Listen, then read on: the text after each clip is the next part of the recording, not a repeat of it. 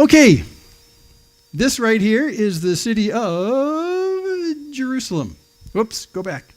Don't go there yet. Jerusalem. And this is the walls of Jerusalem today.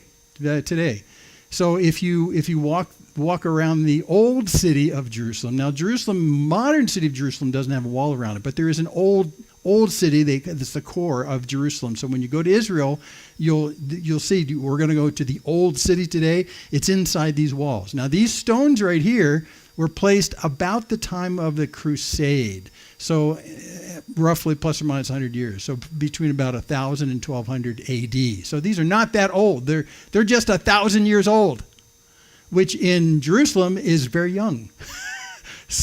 So what we're talking about today as we're looking through Nehemiah is the building of a wall, just like this, building a wall that protects the city from invaders and from marauders and from whoever's got weapons who wants to come and hold you hostage. That's how you protect a city then, and it's still there to this very day. And as well, the walls have to have some kind of access points which are easily guarded. Those are the gates. And the gate technology, even back at the time of David and Solomon, was really quite developed. A gate wasn't just, like when you see in old movies where they have a drawbridge and a moat and, and this big old wooden gate and they crank that up with a chain, It was actually sort of like that, but more elaborate. The gates during the time, even around the time of David, was not only had a wooden door in front, which could be knocked down. You watched Lord of the Rings, right? You can knock down gates with metal wood.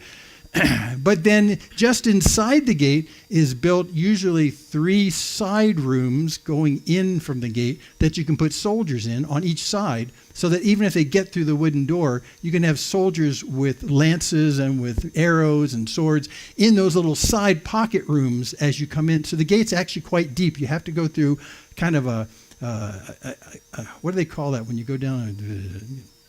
Gauntlet. Thank you. The word was not coming. Yeah, a gauntlet, but the gauntlet of very heavily armed men. That was the gate. That was the gate strategy at the time. Well, we come in Nehemiah. Nehemiah is now about 500 years after David, about 500 years before Jesus, before the first century. But in this middle time, they are still suffering under the weight of the fact that the walls have been knocked down. All the gates have been burned because, remember, wooden doors have been burned and trashed. And so anyone who lives inside the city is vulnerable to any kind of attackers for any reason. There is no security. And if you have thugs and bullies in your life, they'll just kind of walk right in and take advantage of you. And this has been going on at the point in our narrative of the story today for 140 years. Nebuchadnezzar came in 140 years earlier, and he knocked down the walls. Knocked down the walls, and he also burned the gates and trashed the gates. And so for 140 years, it's just been totally open. Now, Israelites have been in captivity in Persia. By the way, Persia is present-day Iran. Just to hook you to normal things going on in the news today. But Persia is Iran, and they've been captive there after being there for a long time. And then miraculously, God changes the heart of the king of Persia, and he allows him to go back and rebuild the temple, which is also trashed by Nebuchadnezzar. In one way, that was the book of Ezra, coming back and rebuilding the temple. And now here in the book of Nehemiah, just contiguous to that on the timeline, they're coming back to rebuild the walls in order to get security back. And so that's where we are in Nehemiah. The king has graciously said to Nehemiah, you can go back and rebuild the wall. Now, how Nehemiah is going to rebuild the wall, he does not know. But he gets to be able to go back and do that. Plus, if you're in Israel, you'll understand that there's very little wood to make things like gates. Very little wood, almost no wood. Tons of stone, no wood. So in his leaving of the king of Persia, he also asked quite a very forward request. Can you give me a pass to get into your forests where Mr. King, oh, you great king of Persia, the head of the world, can I go in there and take whatever wood I need, not only to make gates, but to make the things that support over the gate, right? And the things that hold up roofs. You had to have wood for that. So, and the king says, okay, take whatever you need. So that's where we are in the story. And they're there and they're building, and let's just see how far they've gotten so far. So remember, here's the recap. Here's what Jerusalem looked like, all of this area looked like at the time of Nebuchadnezzar, 140 years earlier. But now when they came back, they didn't reoccupy all of it. The light green is what was inhabited before the exile. Actually, both of them were inhabited before the exile.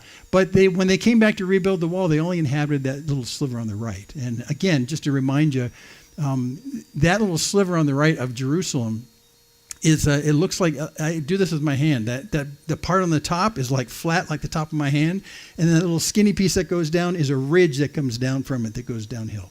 So that ridge right there is made because it's bordered on three sides by the Kidron Valley, the Hinnom Valley, and the Central Valley.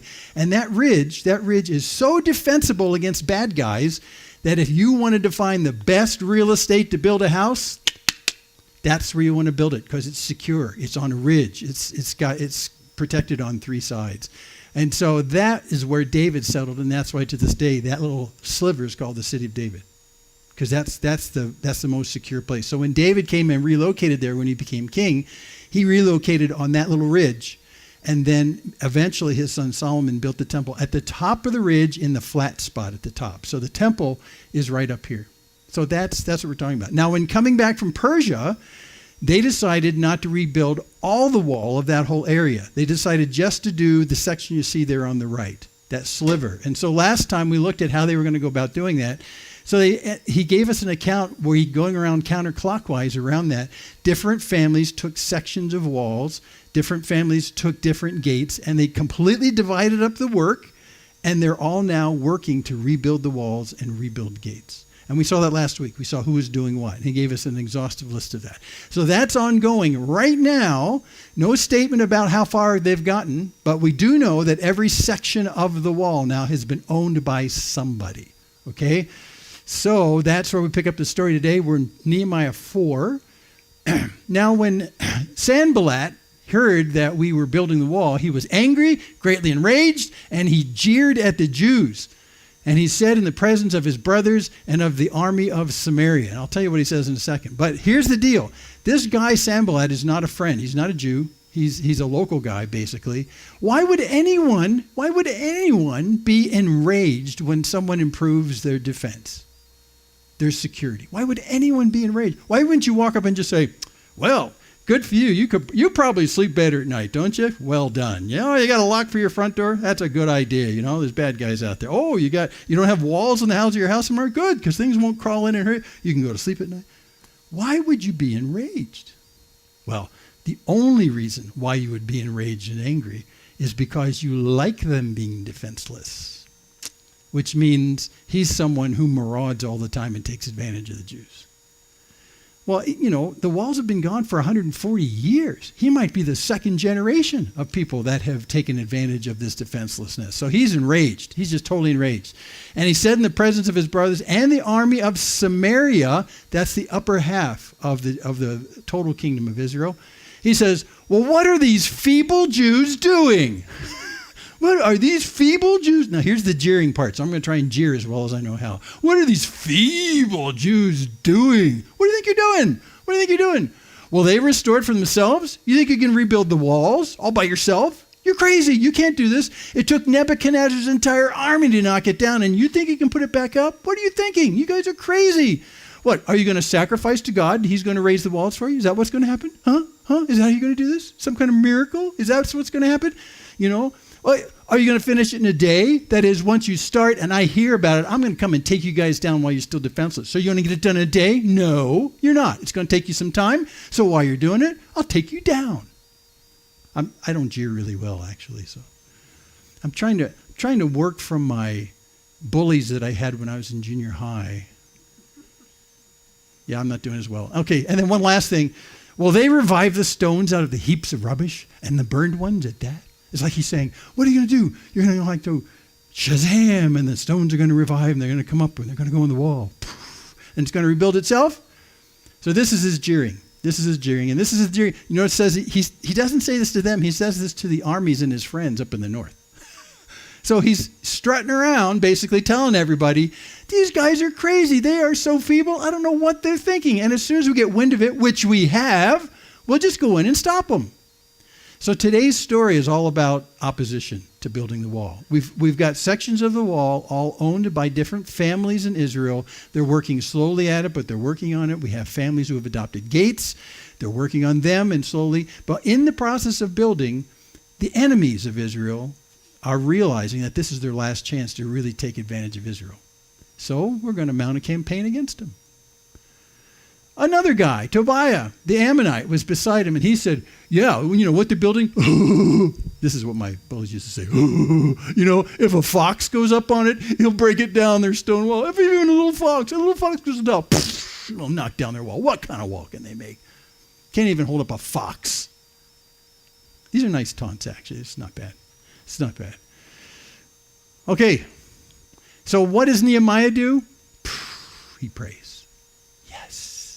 Now, what do you pray when you get those kind of taunts? When you get word of the fact that your enemies have now gotten an acceleration on their timeline to take you down, and they're going to take you down as fast as they can. Now it's a race to see who finishes the wall first or who attacks and takes down Israel first. That's what's going on. This is lit a fuse.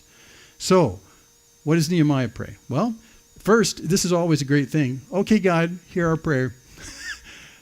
Are you listening? That's what he's saying. Are you listening? We are despised. Well, all those people are speaking about their despising of Israel. We're despised. Turn back their taunt on their own heads. God, take their taunts that they're aiming at us and aim them at them.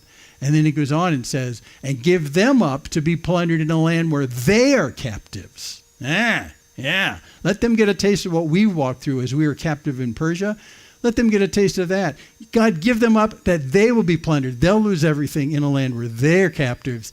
And don't cover their guilt, which is an interesting comment because Nehemiah knows that God's quick to forgive. But he says, not this time, God. Don't cover up their guilt because, by the way, the idea of forgiveness in the Old Testament doesn't mean to ignore sin. It means to cover it. It's there, but we're not going to look at it anymore.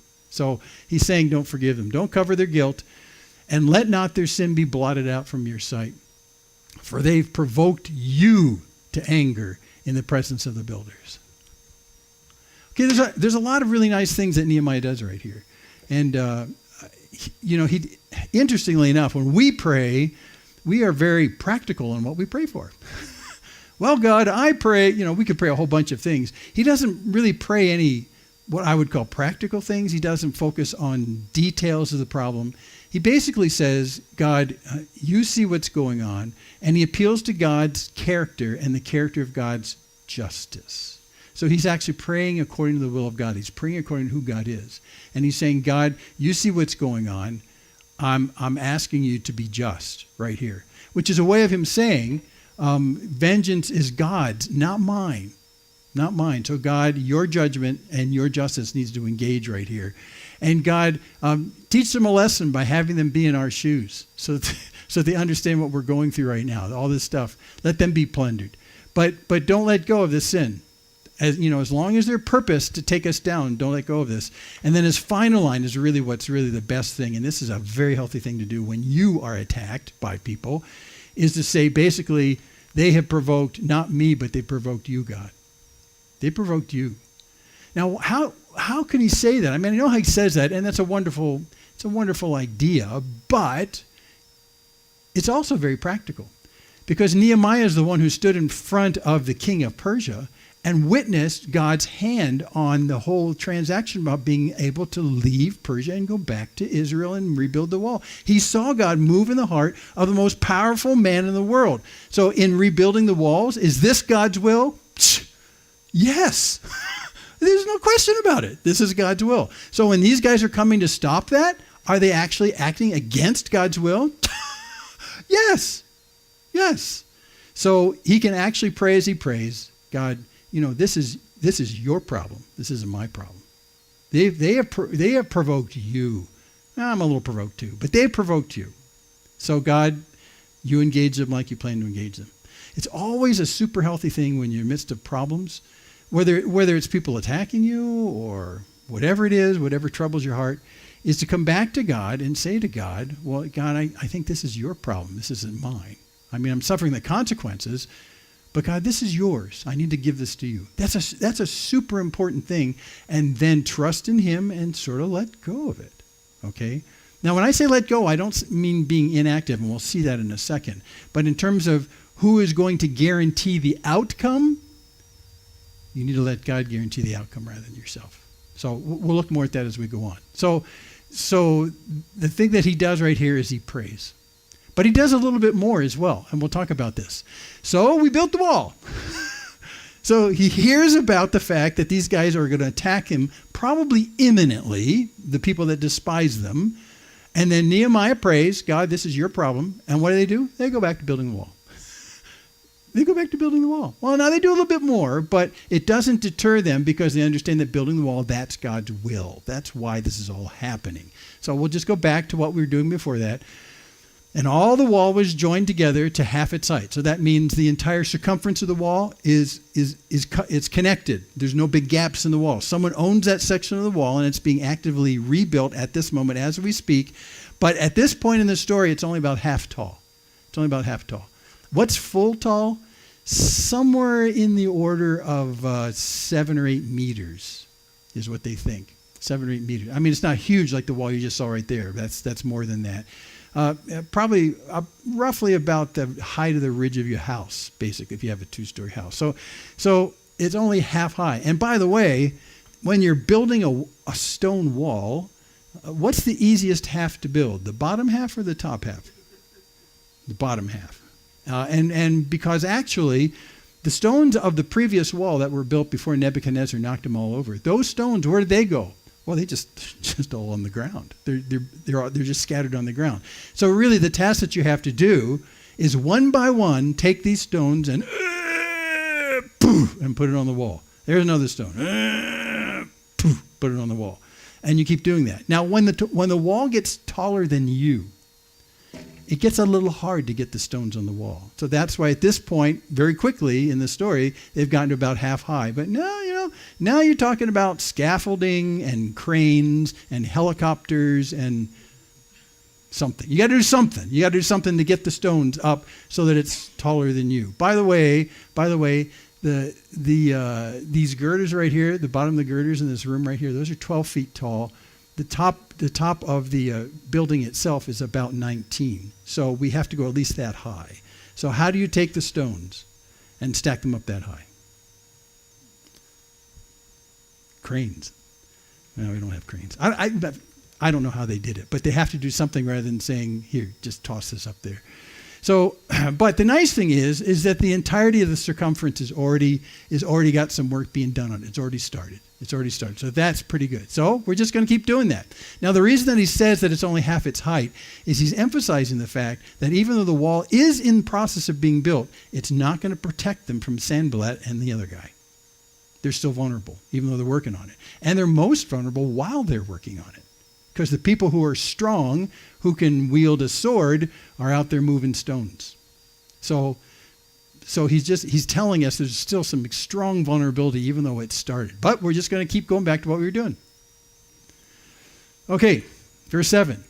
But when Sanballat and Tobiah and the Arabs and the Ammonites and the Ashdodites heard that the repairing of the walls of Jerusalem was going forward and that the breaches are beginning to be closed, they were very angry. So now we have a more exhaustive list of the guys who had depended on the vulnerability of Jerusalem all along. And so the idea that you're putting up a defense is actually something that they don't want to have happen. This is a nice collection. We know Sanballat and Tobiah are probably guys from the northern half of present-day Israel that we call in the New Testament Samaria, the northern half. The Ammonites are the Arabs. The Arabs are from classically today the Saudi Arabians, the Arabians. So they're guys who are further south. They come up from the south largely and from the east. The Ammonites are also kind of a tribe that lived in the northern part of the desert close to Israel. They wandered around. They're classic, long-term enemies of Israel. But these guys, these last guys, the Ashdodites, is kind of an interesting addition because Ashdodites are people that live in Ashdod. And if you go to Israel, you'll probably visit Ashdod. It's a city on the coast just north of Gaza. Just north of Gaza is Ashdod. So these are guys that lived actually somewhat close to the city of Jerusalem where they're rebuilding the wall. If you get Jerusalem and you go directly west to the coast and down a little bit, you're at Ashdod. So these are people who are living in classically old Philistine area, the Ashdodites. So they're an interesting addition. They're people right in the back door of Jerusalem. Anyway, everyone's very angry, because we want these people to be defenseless. So we need to do something about this. So they all plotted together to come and fight against Jerusalem and to cause confusion in it. So that's what they're going to do. They decided to band together and combine their forces and come in and do that. This is something that has happened to the nation of Israel since its very founding. All of its neighbors band together and try and figure out how to fight against it and how to confuse it, how to cause it to just wither on the vine. So what is the response from our heroes here in Nehemiah? Well, we prayed to God. Woo. We prayed to our God, and we set a guard as a protection against them day and night. Now, many people will look at that verse right there on the right and say, isn't that a contradiction of terms? I mean, if you pray to God and say, God, take care of us, and then you go ahead and you set guards, isn't that a conflict? I mean, shouldn't you just pray to God and then kind of kick back, go, okay, God, you take this. I'm just going to sit back here and get demolished. It's not a contradiction. I mean, again, what I want to emphasize is what they're going to do in terms of their self-defense is not against praying for God to provide defense for them. When you pray to God, what you're praying to God is the outcome. God, protect us so that in the end we're protected. A word we looked at last week or a couple of weeks ago, this word providence. Remember, that was getting to the desired end after a process. Right here, that's exactly what they're praying. They're praying that the outcome will be protection after a process. There's nothing wrong with building walls and defending yourself. But the outcome is not guaranteed by you. Even though you pick up a sword, you may not win the fight. When they pray to God, they say, God, in the end of this process, you protect us. So those are two different things. And this is an issue that will come up many times through this. How much do we do and how much does God do? And if we do stuff, doesn't that sort of negate our reason to ask God to do it? No. Because when you put your hand to a task, it does not guarantee the outcome. God guarantees the outcome. That's just a big, big deal. Plus, well, I'll get to this point in a second, so just hold on to that for a second. So what they do in response to understanding that this is brewing in the background is they pray and they set a guard. Well, I'll just mention it right now. You know that story about a guy who's in a flood, who's on top of his roof, and the flood's up to the edges of his roof, and he's praying to God, oh God, oh God, oh God, bring me out of this flood, come and save me. And then a boat comes by, we're here to get you. No, I'm waiting for God to save me. And then something else, a helicopter comes. No, that's okay. God's going to come and save me. And then he dies and he gets to heaven. And God says, what were you thinking? He said, well, I was waiting for you to save me. He said, well, I tried a couple times and you wouldn't take the bait. You wouldn't go for it. So the idea is that God can use ordinary things to save us and to come through for us, including how he has already invested in you gifts and abilities that are not your own, but you command them. You know, in a way, what you're saying is that I do have a need. Is there a way in which God has already invested in me abilities and skills and strengths? Already, these are gifts from God. I don't own these. I should probably invest those first and to the degree that I can, and then ask God that the outcome be fixed by him. But I'm still gonna engage what he has already given me as a gift because it's from God. It's not wrong to say that I can't do these things. I do these things because God's already done this for me. It's a similar thing. Years ago when I was doing youth ministry in Spokane, we had a need for a 15-passenger van. And so I had an argument with our bookkeeper, and she kept saying, well, we don't have the money. We just don't have the money. And I said, well, from what I know of the books, I'm pretty sure we do have the money. In fact, I think he's already given us the money. She goes, oh, no, I don't think so. Well, she was speaking, as every accountant does, of the current fiscal year. In the current fiscal year, our donation is not high enough that we can buy a van based on our current fiscal year from giving minus expenses. But what she didn't look at was that over the last 3 years, a gigantic sum of money had been donated and was in the coffers and was ready to go to provide a van. So what she didn't realize, because, she's an accountant, and I understand that, is you talk about the current fiscal year alone, you forget about the fact of what God has already put in place for you before that. So I made the argument to her kind of like this, is that God has already provided for us before we had the need. There it is. You go, oh, well, now that you put it that way, let's buy a van. So we did. We bought a van. The same way here. God has invested in your life abilities and skills that came from God. Your first response when there's need is to engage what he has already given you. Engage what he's already given you and entrust to him the outcome of it. That's the important point here. It's not an affront to God when you engage the gifts that he has already given you and also ask God, will you guarantee the outcome? So I won't go on about that, but that's what he's saying right here. These things can coexist, no problem. Okay, so in Judah it was said, the strength of those who bear the burdens is failing. There's too much rubble. By ourselves we will not be able to rebuild the wall. So now we have a double whammy problem. We have a threat from external sites, from these bad guys, and we also now are starting to fatigue internally. We have an internal threat. And, in these situations, this is so human, so human. When you have external threats, it's easy to identify them. The internal threat is your own fatigue, is your own unwillingness, your flagging desire to follow through what's going on. And that's what they're having here. So now they're dealing with the threat externally, and they're dealing with the threat internally, with them losing heart in this whole thing. And like I said, you want to build a section of wall that high? You get about this high, you're going, I think that's good enough. Don't you think that's good enough? You mean we got to go, what? Are you really? Yeah. Let's say we just call it quits, call it a day. So there's a lot of discouragement going on. That's the internal threat that they're going through. And at the same time, the enemies say, they will not know or see till we come among them and kill them and stop the work. It's an ambush. They're ready to go. It's a secret thing. They're going to secretly come up when they don't expect it. This is the perfect scenario, they're thinking. The Israelites are tired of building the wall. They're discouraged about building the wall. And then while they're building the wall, wham, we come in and we take them down and we're going to kill them. This is perfect. We'll get them while they're tired. So you have this double whammy going on in terms of the hearts of the Israelites. The external threat is brewing and it's imminent. It's going to happen any second. And the Israelites themselves are saying, yeah, maybe I'm losing heart to do this wall thing.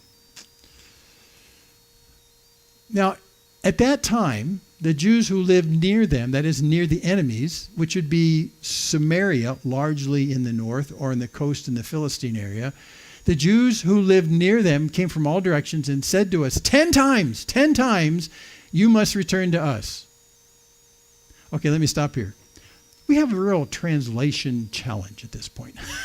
And when I read this, I'm thinking, wait, the people who live among our enemies, let's say Samaritans up in the north, who are Jews, are saying 10 times you need to come back home to Samaria and get away from Jerusalem? Is that what they're saying? Because we're talking about rebuilding the walls of Jerusalem. Actually, not quite, and I don't like this translation necessarily, but this is hyper accurate. I looked it up in terms of the Hebrew words that are used to compose a sentence, but it's really hard. A better translation, and there's an idiomatic problem here, is probably something more along the lines of, we've been telling you over and over and over, since we're near the bad guys, what we're hearing, we've been telling you 10 times, which means over and over, we've been telling you 10 times that they're going to come and take you down. There's no place you can turn. Okay? The return to us. So really this is a warning from Jews who live amongst the enemies, is what this is. And every commentator agrees that's what it is. But returning back to where they came from, no, that doesn't make any, that translation's kind of a little screwy. And in a second, you'll see in the narrative that this interpretation fits well. Basically what they're saying is the Jews that live outside of Jerusalem, who live close to the enemies of Israel, are overhearing their plans to invade. And they're going to blow the whistle, and they're going to say, look, you guys are in danger. They're planning. They're getting together right now. There's no place you can turn. Even if you turn inside Jerusalem or turn anywhere else, you're not going to be able to avoid them. You're toast, is what it is. So this is a warning, is what it is. This translation is somewhat unfortunate, but when you stack up the Hebrew words, there's things about returning and turning and us and them, and I don't think this is the heart of it, though. So check out some alternate translations of the Bible in this section. You'll see what I'm talking about. It's a difficult, and almost every translator that I looked into says, this is a difficult one to untangle. It's kind of, It's kind of odd grammatically. We don't understand what's going on here. But you'll see in just a second, it fits in terms of someone blowing a whistle for overhearing the enemies because we live near them. So that's what we're seeing right here. So there you go. So in the lowest parts of the space behind the wall, in open places, I stationed the people by their clans with their swords, their spears, and their bows. So based on this information right here, they upped the defenses at the wall that's being built. So see, someone blew the whistle, and so now the surprise, you need surprise to make an ambush work. The surprise has been thwarted by this, by what's been said in 12, by the people who live near the enemies. So what Nehemiah does, I like this. In the lowest parts of the space behind the wall, they put guys with swords and arrows and spears. So the wall's only, I don't know, it's only half built, right? So what you do is you put people who can defend the city and you make them crouch down behind the wall so anyone coming up from outside can't see that there's actually armed people on the other side of the wall that you can't see because they're crouching down in the low places on the other side of the wall.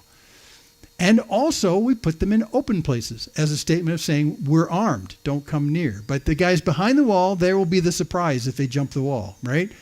And I stationed people by their clans, so everyone, the clans have different pieces of the wall, right? We saw that last week. So every piece of the wall that you own, Mr. Clan, who's rebuilding this wall, you also need to put people with swords behind the wall and in front guarding it. So that's what he's saying. Swords, spears, and bows. So he armed the wall directly. And this is a new move on their part. And I looked and arose, and I said to the nobles and to the officials and to the rest of the people, don't be afraid of them. Now, that's the natural tendency you'd have. If you went to a clan, if Nehemiah went to a clan leader and said, look, you need to take some of your best young men who know how to use swords and spears and stuff like that. You need to put them behind the wall and in front of the wall. You need to protect that piece of wall. And you, as the leader of that clan, would say, well, I don't know. They might get killed. That's like, we're talking dangerous stuff here. I don't know. So when you actually arm like that, you make yourself a target of the enemy. And this is where anytime that we get into conflict, we're not willing to just dive right into the conflict, because once you start carrying a sword, you're a target. You might die, right? No, I'd rather be a non-combatant. I'm going to stand over here and say, no, I'm okay. Come right in and kill everyone in town here, but don't kill me. So fear is actually a very natural thing when you take up a weapon. Fear should be a natural thing that if you take up a weapon, suddenly that puts a gigantic target on your chest because now you're the enemy and you might die because you take up the weapon. Cowards, when it comes to protecting their families, will say, don't kill me, take my family, right? And they won't pick up a weapon. So this is what he's saying. So fear is it's a natural thing when you arm yourself. You don't feel very Rambo-like. Like, I'm indestructible, right? That's not how you feel. You realize that you're now a target. And so fear comes up. So Nehemiah recognizes this fear is rising in the hearts of the people who are picking up weapons. He says, look, don't be afraid of them. Don't be afraid of them. Yeah, don't be afraid of them. Why? Well, remember the Lord, who's great and awesome. And fight for your brothers, your sons, your daughters, your wives, and your homes. Fight for the people you love. That's why you're here. If you're fearful for the fact that you might be killed. No, what you need to do is you need to engage on behalf of the well-being of your family. That's what you need to do. So just kind of suck it up and get out there. But look, you don't have to be fearful because you may be holding a sword, but don't forget the fact that our greatest weapon is God himself, right? That second sentence right there. Remember the Lord. What is he? He's great and he's awesome. He's great and he's awesome. So although I'm holding a sword, which makes me a target, what I do is recall the fact that I have a God who's great. The word great doesn't mean, oh, he's great. No, it means he's large. That's what the word means. I mean, he's expansive. He sees everything. He's bigger than the whole landscape that we're standing on. I mean, he's big. That's what he said. So he's great and he's awesome, which is a fear-related kind of word. So that when they see that we are actually being defended by a God who should be feared, they will be in awe. So he's saying, you don't have to worry about it. Yes, you're making yourself a target holding a sword, but you have a God who sees everything. He's omnipotent. He's powerful, and he instills awe and fear in those who see him. So remember that instead of who's coming. And now do what you can do with the gifts God has already given you to protect your family. It's a good word from Nehemiah. So when our enemies heard that it was known to us, oh man, someone blew the whistle. We thought we had surprise on our side. We thought we could ambush them, and they'd just be sitting there putting stones on top of stones, and then we'll just go and kill them. Oh, they found out. They found out. When our enemies heard that it was known to us and that God had frustrated their plan, which I think is fascinating because, they figure, okay, someone blew the whistle on our plans. It's not going to be a surprise anymore. It's not going to be an ambush. So who blew the whistle on our plans? God had. Somehow they realize that. Somehow they realize that God, the great, right, large, spread out, huge, everywhere, the same God who is near here was near them and overheard their plans and ratted on them through these guys. And well, there you go. So when they realized that God had frustrated their plans, well, we just all returned to the wall, each to their work. So this is a great thing. That looks just common. But basically what Nehemiah is saying is that we heard about the threat. We used the gifts that we already had to be able to defend ourselves. And God brought the news to us of what they were planning. We shored up the walls a little bit more with some more defense. But in the end, once our enemies knew that the whistle had been blown on them, they probably lost a lot of their chutzpah in Hebrew, their idea about being able to take us by surprise. Took the wind out of their sails. So we just went, huh? And we went back and kept building the wall. I think it's just great. It's so understated right here. It is so understated. Yeah, I just went and did his work. And from that day on, half of my servants worked on construction, and half held the spears, shields, bows, and coats of mail. And the leaders stood behind the whole house of Judah who were building on the wall. It's just a wonderful thing. But he's saying we didn't stop our guards. He says half the people that work for me, half of them were working on the wall, and half of them had swords. And actually, there's more swords than just those halves as well. But he's just saying that we devoted half of our manpower to defending ourselves. Those people are a gift from God. Their skills are a gift from God. Those are God's pre-investment on defending themselves. Use them to the hilt. Use them fully. Pray that the outcome comes from God himself who will protect us. So that's what he says. And this last line is wonderful. We saw this last week when we saw which clan was in charge of which piece of the wall and in charge of which gate. Did you notice how many times it was the nobles of those clans that were involved in the actual building as well? I mean, they were out there doing this. So they're getting their hands dirty. Everyone's in on doing this task. And so that's what he says right here. Even though there's a threat, if you stand close to the wall, because where is the fighting going to happen? It's going to be at the walls. Well, the leaders who were putting themselves in danger, they stood behind the whole house of Judah and who were building the wall. So while they're there building, the leaders were there in harm's way as well, saying, good job, that's great, looks good. This family, you need to go in here, you need to spell them, someone get them some water. They were out there with them. They weren't back in their houses someplace. They were right out the wall with them. And those who carried burdens were loaded in such a way that each of them labored on the work with one hand, right, and held his weapon in the other. So not only do we have half the people fully armed, but even the guys who are building have a trowel in one hand and they've got a sword in the other hand. They're like, oh, which is kind of crazy. So everyone is armed. Everyone is armed. And each of the builders had his sword strapped at his side while he built. Yeah. The man who sounded the trumpet was beside me, Nehemiah says. Well, who's this guy with the trumpet? Oh, you'll see in a second. This is brilliant. This is brilliant. A man who sounded the trumpet was beside me. By the way, the trumpet's not made out of brass. It's made out of a ram's horn. Yeah, that's pretty cool. Okay. He stood beside me. Why? Well, and I said to the nobles and to the officials, these are the guys that are leading every section of the wall rebuilding. I said to them and to the rest of the people, so everyone heard this, the work is great. Great again means spread out, wide is what it means. The work is great and widely spread, and we are separated on the wall, far from one another. So in the place where you hear the sound of the trumpet, rally to us there. So what he's saying is if these guys pick a piece of wall to attack, we're going to run the trumpet guy over there. He's going to sound the horn. When you hear the horn sound, then everyone who's got a sword run to that section of the wall. How will you know which section? The guy with the trumpet will tell you. That's what he's saying. That's the strategy with that. Go to where you hear the sound of the trumpet and rally to us there. And oh, by the way, our God will fight for us. Because, again, if you hear that trumpet, what's your immediate emotional response? Here you are building stones. Right? And there's an attack happening. Fear. It's fear. So what he's saying right here is when you hear that trumpet, don't fear. God will fight for us. Well, I thought you were asking us to come to that section of wall and fight. What do you mean if God's going to fight for us, can't we just kind of stay in our section of the wall and let God do his thing over there? No. I mean, you're here by God's appointment and by God's given strength to you. You need to come to that wall section. But look, as you run to that wall section, as you run to that kind of engagement, which could be lethal, just don't forget the fact that God will fight for us. Okay. Again, you see there's this dualism going on. Is God going to fight? Yes. Am I going to fight? Yes. Is God fighting through me?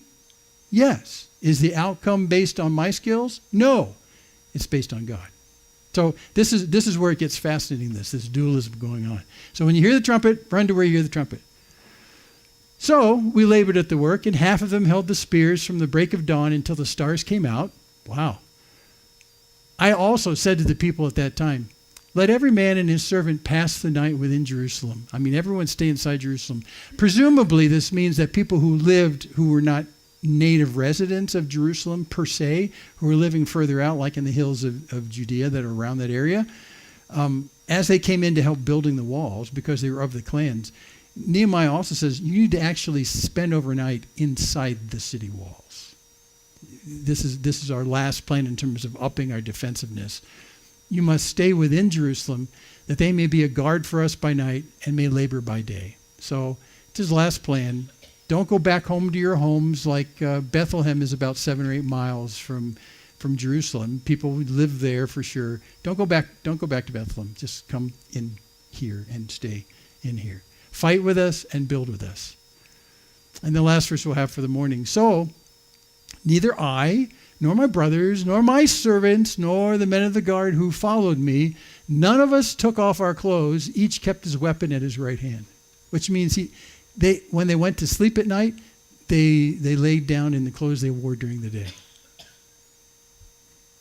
That's what he means. We were always ready. By the way, too, your weapons hung from your outer garments. And so this is a way to keep your weapon on you. So presumably what he's saying is that, we would get tired at night, so when we'd lay down, we wouldn't go through the normal thing that we do where we take out our outer garment, make ourselves more comfortable, find a little blankie, hunker down in bed. We just lay down with everything on, including our sword right here. That was our life during this time when we were under threat from these guys. We were constantly armed, and we were constantly praying, God, this is your fight. This is not ours. Those are the two weapons here. There's a weapon you have in your hand, and it's usable, but it doesn't guarantee an outcome for you. But it's something that God has given you, and skills to use it is what he's given. You think back to King David before he became king, while Saul was still king. And David talked a lot about the skill of his right hand. That's exactly what that was. The skill of his right hand in terms of what he did. Saul killed his thousands, but David killed his 10,000s. So there is a skill and there is a resource that God has already invested in you that you need to use when those needs are there. And those came from God. So it's not you against God, it's you with God. But the outcome does not depend on your ability to wield the sword well.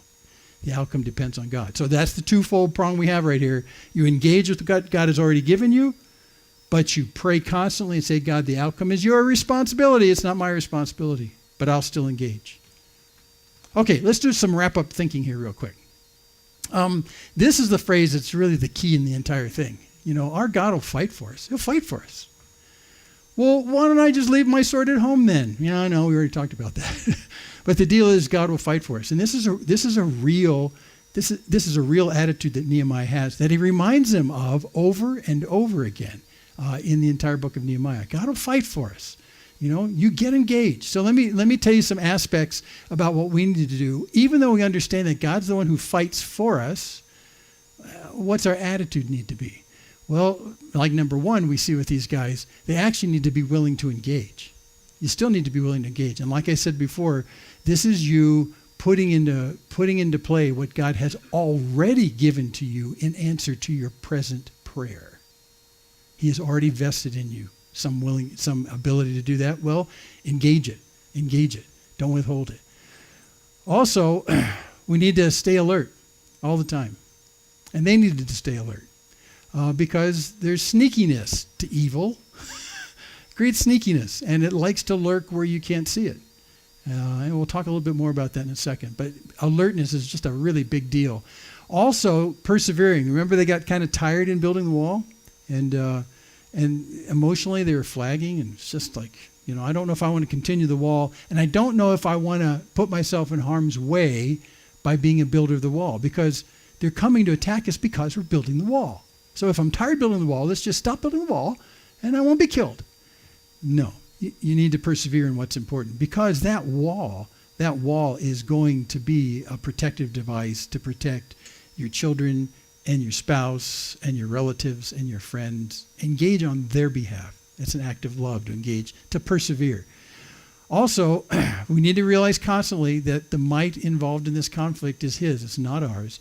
And that even at the larger level, that the battle, not just the particular conflict now, but the battle itself is God's, it's not ours.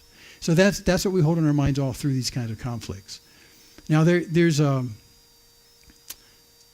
when I was bullied a lot, I was not a believer.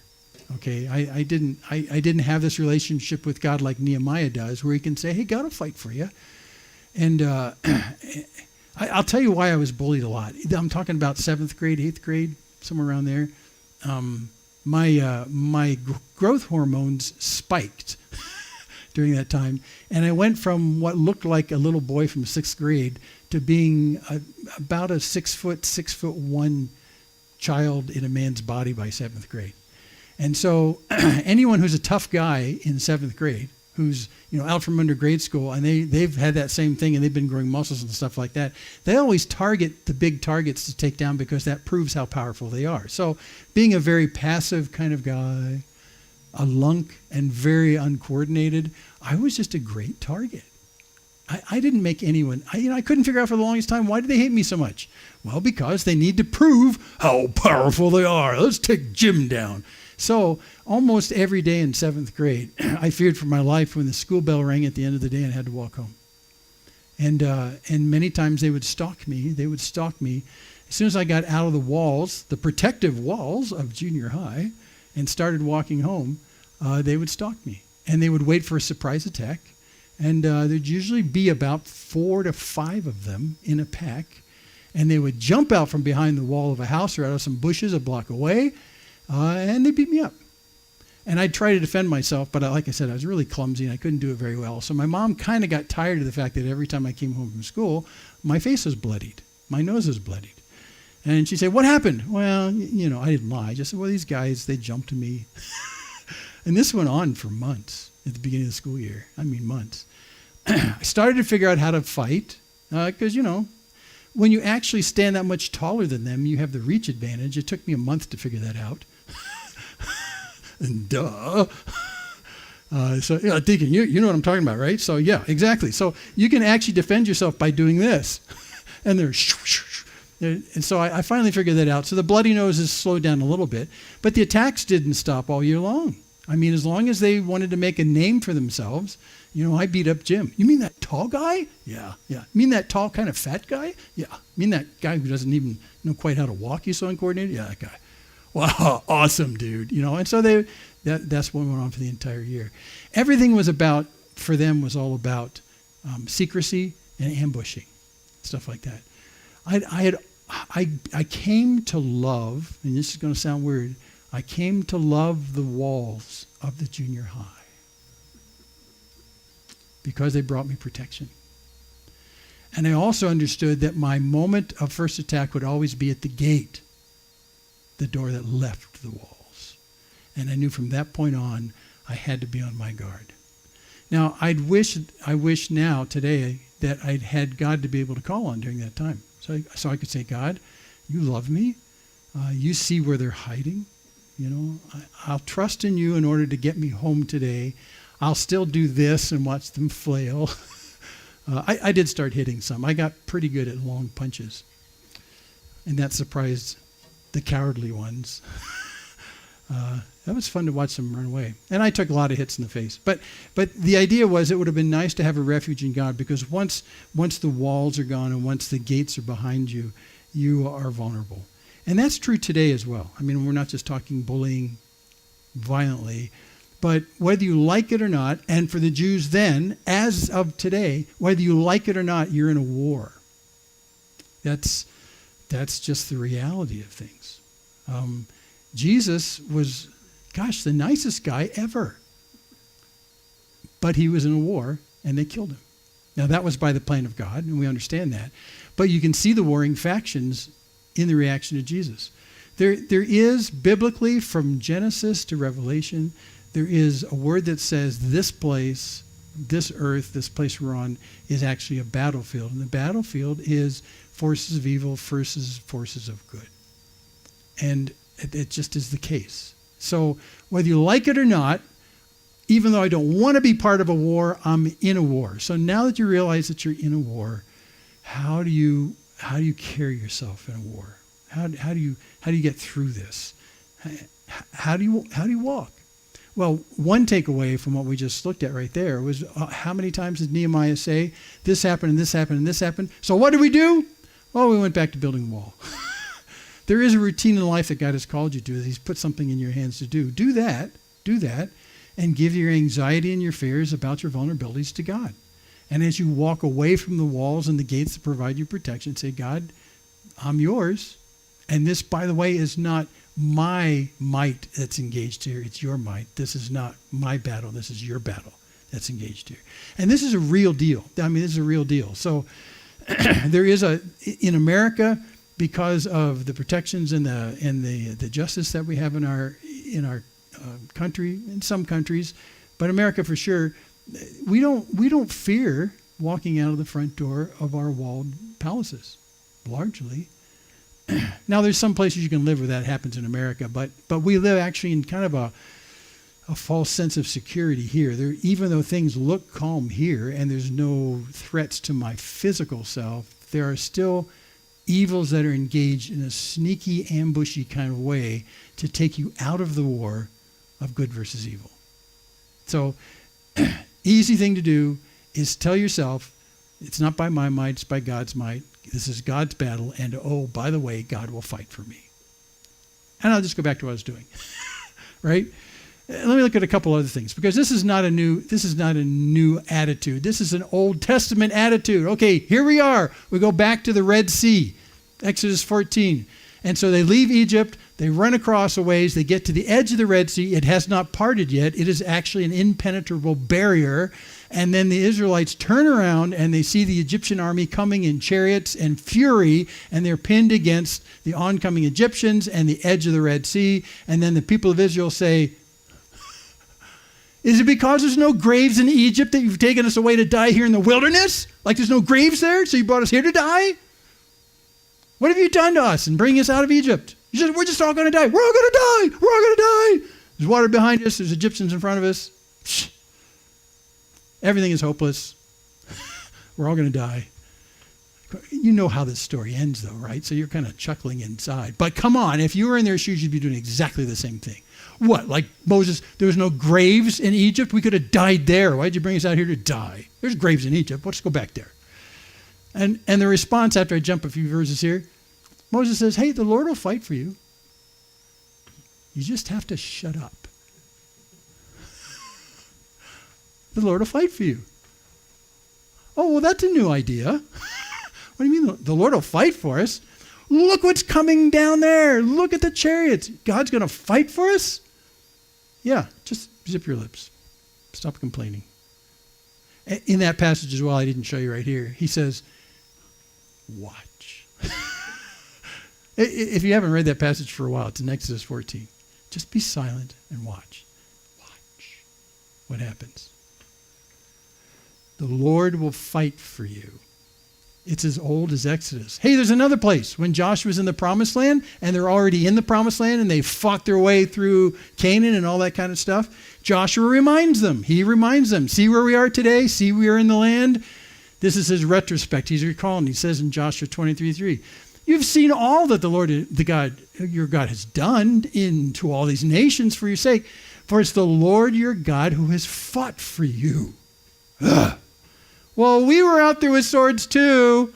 And they were. They were. Remember all the kings and stuff through Canaan and stuff like that? They were fighting. And then Joshua says, no, don't forget about the fact. You were out there with swords, yes, but God was fighting for you. It's both at the same time. But God's the one who guarantees the outcome. Because Joshua says, look, we're here. We're here in the promised land. It was occupied by a whole bunch of dirtbags. They're gone. God fought for you. You're here. Just reminds them. So this is an old idea. Let me give you another one. One of my favorite events, as many of you know, Jehoshaphat, the king of Israel. The backstory is that three nations allied together on the east side of the Dead Sea. They allied together, came down around the bottom of the Dead Sea, decided to invade Israel from the south, which had never been done before, from the south, and came up north in a sneaky valley. And it was three whole nations of armies. And a scout comes back and runs back to Jehoshaphat and says, Jehoshaphat, three nations are allied against us, and they're coming up from the south, and they're almost here. Jehoshaphat, in a godly way, goes to God at the temple and raises his hands and says, God, we don't know what to do, but our eyes are on you. That's a quote. That's a quote from 2 Chronicles 20. God, we don't know what to do, but our eyes are on you. Jehoshaphat. And then a guy like a prophet, he's a Levite in this story, he stands up amongst the people and says, listen, all Judah and inhabitants of Jerusalem and King Jehoshaphat, listen, thus says the Lord to you, do not be afraid, do not be dismayed at this great horde, for the battle is not yours, but God's. But it's a great horde. Yeah, but the battle's not yours. I mean, if the battle was yours, yeah, you got cause to be alarmed. Why? Well, because they're a great horde, and we're just like a few people with swords, and we're not really great soldiers. So when you look at the possibilities, we're going to lose. Three nations of armies against one nation of clumsy sword wielders. So when you do the math, you lose. But you didn't do all the math. You didn't do all the math. You forgot God. You forgot God. And so that's what this prophet says in the midst of these people who are willing to put their trust in God. He reminds them, God is saying to you that the battle is not yours but God's. Now when he says battle, he doesn't say fight. Do you notice that? Battle is the outcome of the fight. The immediate fight is going to be a fight, but the battle. Now if you don't know the end of that story, I'm not going to tell you. You have to read it for yourself. It's one of the coolest stories in the entire Old Testament. Entire Old Testament. And by the way, just as a piece of it, as the setup before you read it, they did go down and met these guys up where they were coming up near Tico, up this valley, a hidden valley. And so yeah, Jehoshaphat did assemble a column of people. There were soldiers in this column, but you know who was at the head of the column? It wasn't the soldiers. The head of the column, the first people who were going to make contact with the enemy, were the worship leaders. Amen. Amen. And they took the lead of this column, and they sang as they're approaching what would probably be certain death to three nations of consolidated armies. And as they marched, they sang this song, "Give thanks to the Lord, for he is good. His loving kindness is everlasting."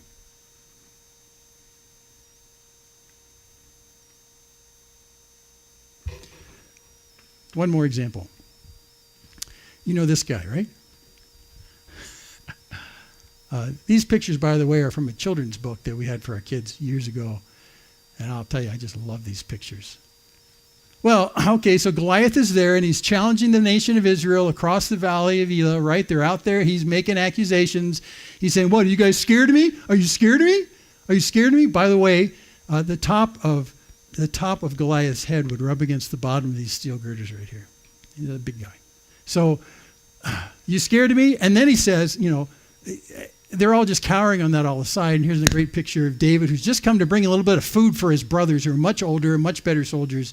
And they all look across the Valley of Elah, and they look at this guy over there, and they're all just gobsmacked about what are we going to do? And we're at this impasse. So you know the story. So David engages and says, well, let's just do something about the big guy. He goes to Saul, who's the king at the time. Saul says, you sure about this? Well, yeah, I've killed bears. I've killed bears. Well, here, take my armor. No, take my armor. He tries Saul's armor. It's too heavy. Doesn't work. Says, no, never mind. I'll just go out. So he goes out on the battlefield there, carrying his little sack of stones and his sling and probably his staff. You would never have a shepherd go do anything without his staff, right? Which is why in this picture, I love the fact that he shows David in white with a staff, because that's how you kill things, right? So he's got a staff. So David comes onto the battlefield, faces Goliath, and Goliath looks at him and quote unquote says, what, am I a dog that you come after me with a stick? Instead of like a sword, or, right? Am I a dog? That's how you treat dogs. That's your only weapon, a stick? A stick? A stick? And then David's immediate response is this. David said to the Philistine, well, you come to me with a sword and with a spear and with a javelin. Do the math. But I come to you in the name of the Lord of hosts, the God of the armies of Israel, whom you've defied. You have not defied just us. You've defied God. You're in deep weeds, buddy.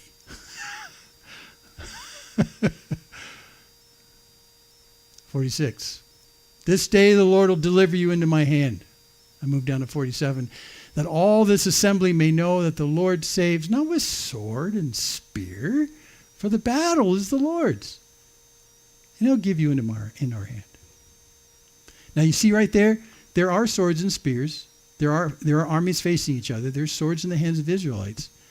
But at the end of the day, the battle, the end game, the entire outcome does not depend on the Israelites' ability to use their swords. But they are armed and they're there. And I mean, David's got a sling, not much of a sword, but it's a weapon. But what David says very clearly is that God does not save because of your swords and spears. God saves because it's his battle and he's going to have whatever he wants. And your swords don't mean anything. Your tall, ugly, shouting dude doesn't mean anything. Because you've done the math wrong. You've left God out of the equation. And you have been taunting the name of the Lord of hosts. Do you understand you're taunting the one who created the universe and you're talking smack to him? Do you realize this? No. The math in conflicts for us, as with David, is all about God's nearness and his love for us to engage in our behalf. Because the immediate fight is really not ours. We'll engage and we'll be diligent in putting into play the gifts that God's already given to us. But hey, in the end, the battle is God's. He determines the outcome. So you can trust him. Does he love you enough to engage on your behalf? Well, yeah, he does. Whack. I just love these pictures. Yeah. Okay, one last thing. This is out of the New Testament. Paul talks about spiritual warfare in Ephesians 6. So, we're in warfare. Like I said, whether you like it or not, you're in a war. And so Paul says you need to put on every element of God's armor. He's given you armor so that you can engage in this. Excuse me, I'd rather not engage in the war. Can I kind of just live over here and make pasta and God, you take care of me and protect me? No, you're in the war. You're in the war. You don't have a way in which you can just sort of get out of it. So Paul says, here's your armor and put on this armor. I'll just give you a couple of quotes out of that. Because at the end he says, finally, be strong in the Lord and in the strength of his might. God, it's not your might that's engaged here. You are engaged, but that might does not determine the outcome of the battle. But engage. You need to engage. And one good reason why he wants you to engage in the battle is he wants you to have a front row seat on seeing him work. And if you were just off in the kitchen making pasta, you'd miss it. He wants you to be in the midst of it. He wants you to see his hand engaged on your behalf. That's the greatest part of the Jehoshaphat story. They went down, they met the enemy, and that day they had stories to tell for generations because they engaged. Because they engaged. And yet because they engaged, it did not guarantee the outcome of the battle. The outcome of the battle was determined by God, and not because they got off their seats and they went there. So it's very important. So be strong in the Lord and the strength of his might, and jumping to the end, and praying at all times in the Spirit with all prayer and supplication.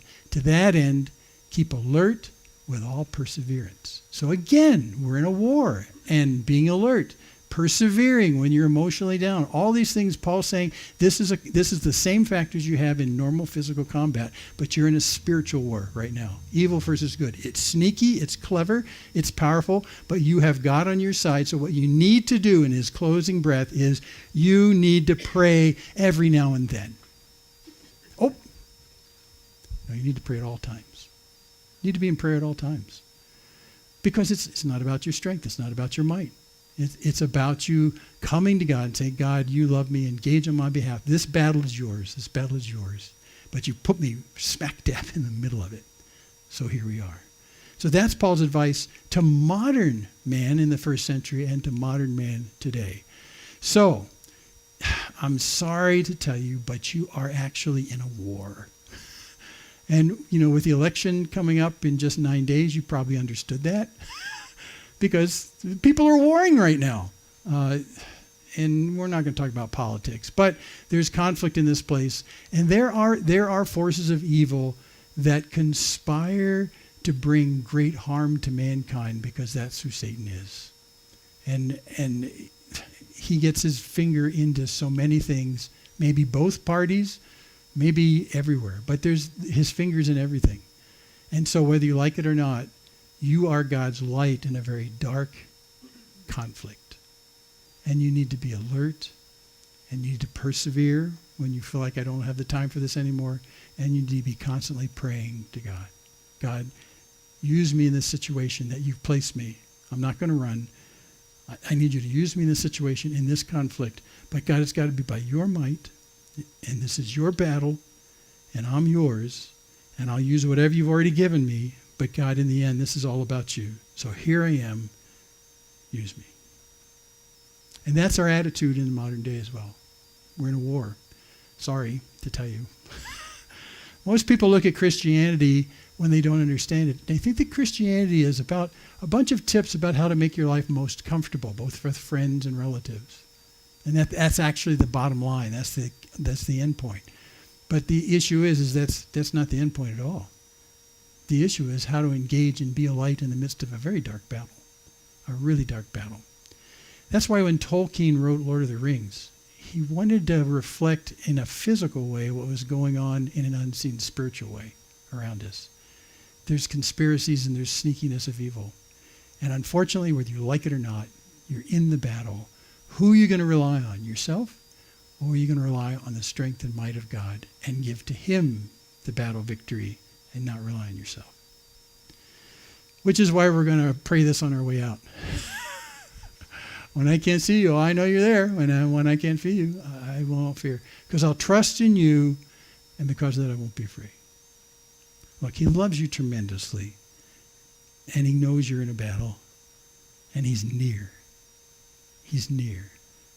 And his might is what brings the day, and his battle is guaranteed by his might and his power. But you're in the war regardless. Father, thanks.